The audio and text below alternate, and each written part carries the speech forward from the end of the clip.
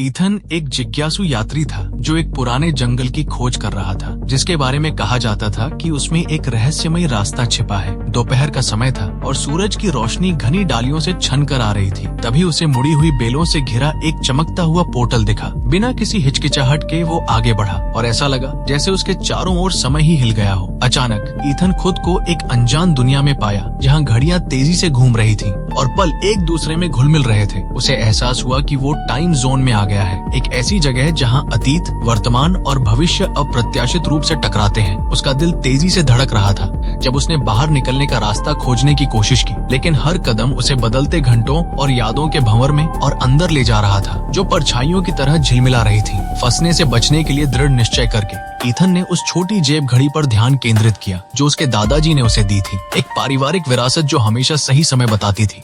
जैसे ही उसने उसे कसकर पकड़ा, टिक टिक की आवाज तेज और स्थिर हो गई, जिससे उसे उस अराजकता के बीच सहारा मिला। उसकी लय का पालन करते हुए वो उड़ती हुई तस्वीरों के बवंडर से गुजरा, जब तक कि उसके आसपास की दुनिया शांत नहीं हो गई। आखिरी कदम के साथ ईथन वापस जंगल में आ गया। ठीक उसी समय जब सूरज क्षितिज के नीचे डूब रहा था, पोर्टल गायब हो गया और सिर्फ सन्नाटा रह गया। हालांकि वो घबराया हुआ था, उसने मुस्कुराया, ये जानते हुए कि वो टाइम जोन से बच निकला है। और जैसे ही रात हुई, उसे समझ आया कि समय सिर्फ बचने वाली चीज नहीं है, ये सम्मान करने वाली चीज है, जिसे एक बेचैन दुनिया में घड़ी की स्थिर धड़कन की तरह अपने पास रखना चाहिए। ईथन जंगल से तो सुरक्षित लौट आया था, लेकिन वो अनुभव उसके जहन में अभी भी ताजा था। उस रहस्यमयी घटना को बीते हुए कुछ हफ्ते हो चुके थे, लेकिन उसकी दादाजी की वो जेब घड़ी, पॉकेट वॉच, अब एक साधारण घड़ी नहीं रह गई थी। वो महसूस कर सकता था कि उसमें एक हल्का अजीब सा कंपन, वाइब्रेशन होता है, जैसे कि उसके भीतर कोई दिल धड़क रहा हो। एक तूफानी रात जब ईथन अपनी मेज पर बैठा पुराने नक्शों का अध्ययन कर रहा था, तभी घड़ी की टिक टिक अचानक बंद हो गई। कमरे में सन्नाटा छा गया। उसने हैरान होकर घड़ी को उठाया। कांच के नीचे की सुइयां अब समय नहीं बता रही थी, वे एक कंपास की तरह तेजी से घूम रही थी और अंततः एक निश्चित दिशा में रुक गईं, उसी जंगल की ओर। तभी घड़ी का पिछला हिस्सा एक गुप्त तंत्र, मैकेनिज्म के साथ खुला। उसके अंदर से एक मुड़ा हुआ कागज का टुकड़ा गिरा। ये उसके दादाजी की लिखावट थी। पर्ची पर केवल एक वाक्य लिखा था, समय से भागा नहीं जाता, ईथन, उसे संतुलित रखना पड़ता है, अब बारी तुम्हारी है। ईथन का दिमाग चकरा गया। उसे अचानक समझ आया कि वो उस टाइम जोन में गलती से नहीं गिरा था। ये एक परीक्षा थी। उसके दादाजी सिर्फ एक यात्री नहीं थे, वे समय के रक्षक, गार्डियन ऑफ टाइम थे, और वो घड़ी उस जिम्मेदारी की चाबी थी। जंगल में वो पोर्टल कोई जाल नहीं था, बल्कि एक बिगड़ी हुई समय रेखा, टाइमलाइन थी, जिसे ठीक करने की जरूरत थी। उस रात ईथन को डर नहीं, बल्कि एक भारी जिम्मेदारी महसूस हुई। उसने अपना कोट पहना, लालटेन उठाई और घड़ी को अपनी मुट्ठी में कस लिया। वो जान गया था कि उसका पिछला बचना अंत नहीं था, बल्कि एक शुरुआत थी। जंगल उसे बुला रहा था, अब एक यात्री के रूप में नहीं, बल्कि उसके नए संरक्षक के रूप में। बारिश में कदम बढ़ाते हुए ईथन ने अंधेरे में मुस्कुराते हुए कहा, मैं तैयार हूँ। घड़ी ने जैसे जवाब में एक बार फिर से टिक टिक करना शुरू कर दिया, लेकिन इस बार उसकी आवाज ईथन के दिल की धड़कनों के साथ एकदम तालमेल में थी। जंगल में गहरा सन्नाटा था, लेकिन ईथन के कानों में घड़ी की टिक टिक गूंज रही थी। वो अब भटक नहीं रहा था, वो शिकार पर था। घड़ी की सुई उसे उन रास्तों से ले गई जहाँ झाड़ियाँ इतनी घनी थीं कि सूरज की रोशनी भी जमीन तक नहीं पहुँच पा रही थी। अचानक वो एक ऐसे दृश्य के सामने रुका जो भौतिक विज्ञान के हर नियम को तोड़ रहा था। उसके सामने एक प्राचीन पत्थर का मेहराब आर्चवे खड़ा था, लेकिन वो स्थिर नहीं था। एक पल में वो मेहराब सदियों पुराना और काई से ढका हुआ खंडहर दिखता, और अगले ही पल वो बिल्कुल नया और चमकदार संगमरमर का बना हुआ दिखाई देता। अतीत और वर्तमान एक हिंसक युद्ध लड़ रहे थे, जिससे हवा में चिंगारियां निकल रही थी। ये एक समय की दरार, टाइम रिफ्ट थी। ईथन समझ गया कि अगर इसे रोका नहीं गया तो ये अस्थिरता पूरे जंगल को निगल लेगी। उसका दिल जोर से धड़कने लगा, लेकिन उसने घबराने के बजाय अपनी घड़ी पर नजर डाली। घड़ी का चेहरा बदल गया था। अब उसमें सिर्फ समय नहीं, बल्कि ऊर्जा की लहरें दिखाई दे रही थीं, जो उस मेहराब की लय से मेल खा रही थी। उसने एक गहरी सांस ली और घड़ी के किनारे पर लगे एक छोटे सुनहरे डायल को छुआ, जिसे उसने पहले कभी नोटिस नहीं किया था। जैसे ही उसकी उंगलियों ने धातु को स्पर्श किया, उसे एक अजीब सा ज्ञान हुआ, जैसे उसे पता हो कि क्या करना है। ये उसके दादाजी का अनुभव था, जो घड़ी के माध्यम से उसमें प्रवाहित हो रहा था। संतुलन, ईथन ने खुद से फुसफुसाया। उसने घड़ी को मेहराब की ओर उठाया। उसने डायल को धीरे धीरे वामावर्त, एंटी क्लॉकवाइज घुमाया, ताकि अतीत की ऊर्जा को पकड़ा जा सके, और फिर उसे झटके से दक्षिणावर्त क्लॉकवाइज घुमाया, ताकि उसे वर्तमान में लॉक किया जा सके। हवा में एक तेज आवाज गूंजी, जैसे धातु से धातु टकरा रही हो। मेहराब कांपने लगा।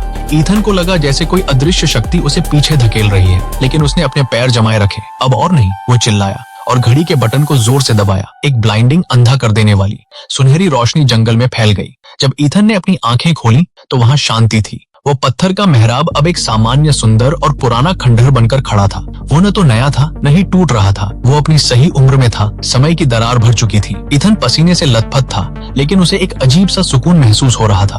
उसने अपनी जेब घड़ी को देखा। वो अब शांत थी और उसकी टिक टिक वापस सामान्य हो गई थी। उसने मुस्कुराते हुए घड़ी को थपथपाया। पहला काम पूरा हुआ दादाजी। लेकिन जैसे ही वो मुड़ा, उसने देखा कि मेहराब की छाया में कुछ पड़ा था। एक पुरानी चमड़े की डायरी, जो वहाँ पहले नहीं थी। ऐसा लग रहा था कि समय की दरार बंद होते ही कोई चीज या कोई सुराग पीछे छूट गई थी। ईथन ने कांपते हाथों से वो पुरानी डायरी उठाई। उसका कवर काला था और उस पर सोने के धागों से एक घड़ी बनी हुई थी, जिसकी सुइयां उल्टी दिशा में मुड़ी हुई थी। जैसे ही उसने पहला पन्ना खोला, उसे अपने दादाजी की लिखावट दिखी, लेकिन वो पहले से कहीं ज्यादा हड़बड़ी में लिखी गई थी। ईथन, अगर तुम ये पढ़ रहे हो तो इसका मतलब है कि तुमने पहली दरार को भर दिया है। लेकिन सावधान रहना, ये दरारें प्राकृतिक नहीं है। कोई इन्हें जानबूझकर पैदा कर रहा है। कोई ऐसा जो समय की नदी को मोड़कर इतिहास को बदलना चाहता है। ईथन की सांसें थम गई। डायरी के अगले पन्ने पर एक नक्शा बना हुआ था, जो इस जंगल के भी उस पार एक अनंत पुस्तकालय, इन्फिनिट लाइब्रेरी की ओर इशारा कर रहा था। वहाँ समय की हर घटना का रिकॉर्ड रखा जाता था। अचानक जंगल का तापमान गिर गया। हवा में एक कड़वाहट घुल गई और ईथन के चारों ओर की परछाइयां लंबी होने लगी। घड़ी का कंपन फिर से शुरू हुआ,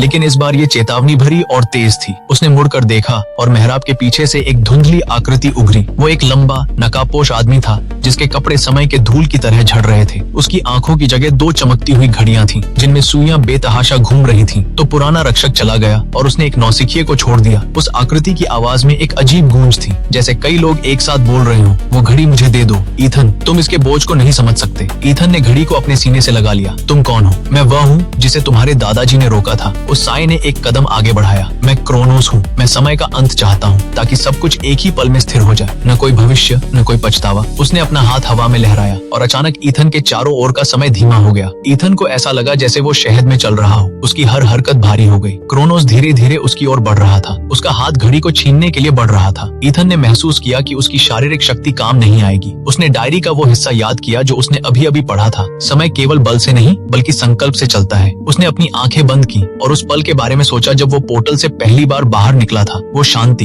वो संतुलन। उसने अपनी इच्छा शक्ति से घड़ी की टिक टिक को अपनी धड़कन से मिलाया। एक जोरदार टैग की आवाज हुई। ईथन के शरीर से समय का एक झटका, टाइम वेव निकला, जिसने क्रोनोस के धीमेपन के जादू को तोड़ दिया। क्रोनोस पीछे की ओर गिरा। उसकी परछाई थोड़ी कमजोर पड़ गई। ये तो बस शुरुआत है लड़के। क्रोनोस धुएं की तरह गायब होते हुए फुसफुसाया। पुस्तकालय में मिलते हैं। जंगल फिर से सामान्य हो गया, लेकिन ईथन अब बदल चुका था। उसे पता था कि उसके दादाजी ने उसे केवल एक घड़ी नहीं, बल्कि एक युद्ध की विरासत सौंपी थी। उसने डायरी को अपने बैग में रखा और उस दिशा की ओर चल पड़ा जहाँ नक्शा उसे ले जा रहा था। ईथन नक्शे का पीछा करते हुए एक ऐसी जगह पहुंचा जहाँ पेड़ अब लकड़ी के नहीं, बल्कि कांच के बने थे, जिनके भीतर सुनहरी यादें तैर रही थी। उसके सामने अनंत पुस्तकालय खड़ा था, एक विशाल गुंबद जो बादलों के ऊपर तक जाता था। इसके दरवाजों पर कोई ताला नहीं था, बस एक घड़ी की सुई लगी थी, जिसे केवल एक रक्षक ही सही समय पर सेट करके खोल सकता था। जैसे ही ईथन अंदर दाखिल हुआ, उसका सिर चकरा गया। वहाँ लाखों अलमारियां थीं, जिनमें किताबें नहीं, बल्कि चमकते हुए समय गोले, टाइम ऑर्ब्स रखे थे। हर गोले में किसी व्यक्ति का जीवन या इतिहास की कोई बड़ी घटना चल रही थी। तुम बहुत देर से आए। पुस्तकालय के केंद्र से क्रोनोस की आवाज गूंजी। क्रोनोस वहाँ एक विशाल समय स्तंभ, मास्टर क्रोनोस पिलर के पास खड़ा था, जो पूरी दुनिया के समय को नियंत्रित करता था। उसने एक काले तरल पदार्थ से उस स्तंभ को दूषित करना शुरू कर दिया था। जैसे ही ये स्तंभ रुकेगा, दुनिया एक अनंत फ्रीज में चली जाएगी। कोई दुख नहीं, कोई मृत्यु नहीं, बस एक अंतहीन शांति। वो शांति नहीं, एक कैद होगी। ईथन चिल्लाया और अपनी जेब घड़ी को बाहर निकाला। क्रोनोस ने अपनी शक्ति से समय की लहरें छोड़ी, जिससे ईथन बार बार पीछे गिरने लगा। हर बार जब वो उठने की कोशिश करता, क्रोनोस उसे किसी पुरानी दुखद याद में धकेल देता। वो दिन जब उसके दादाजी उसे छोड़कर चले गए थे। अपनी यादों में खो जाओ।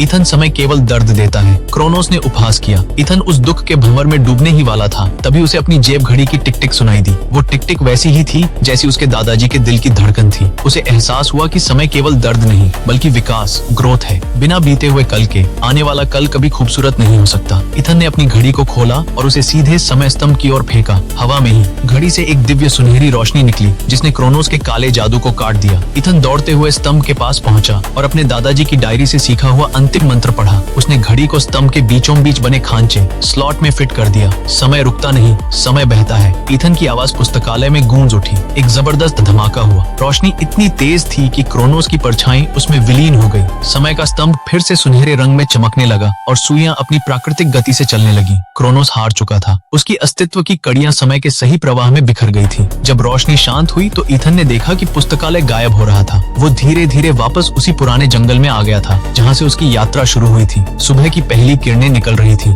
ईथन ने अपनी जेब घड़ी की ओर देखा। वो अब शांत थी, लेकिन उसका रंग अब चांदी से बदलकर सुनहरा हो गया था। उसके पीछे एक साया सा महसूस हुआ। उसने मुड़कर देखा तो वहाँ कोई नहीं था। बस हवा में एक धीमी सी आवाज गूंजी, शाबाश ईथन। वो उसके दादाजी की आवाज थी। ईथन ने घड़ी को अपनी जेब में रखा और जंगल से बाहर की ओर चल दिया। उसे अब पता था कि वो कभी अकेला नहीं है। वो समय का रक्षक था और जब तक उसकी घड़ी टिक टिक कर रही है, दुनिया का भविष्य सुरक्षित है। कहानी का निष्कर्ष, ईथन एक जिज्ञासु यात्री से एक शक्तिशाली समय के रक्षक में बदल गया। उसने सीखा कि समय को रोकना या उससे भागना समाधान नहीं है, बल्कि उसके साथ तालमेल बिठाकर चलना ही जीवन की असली जीत है।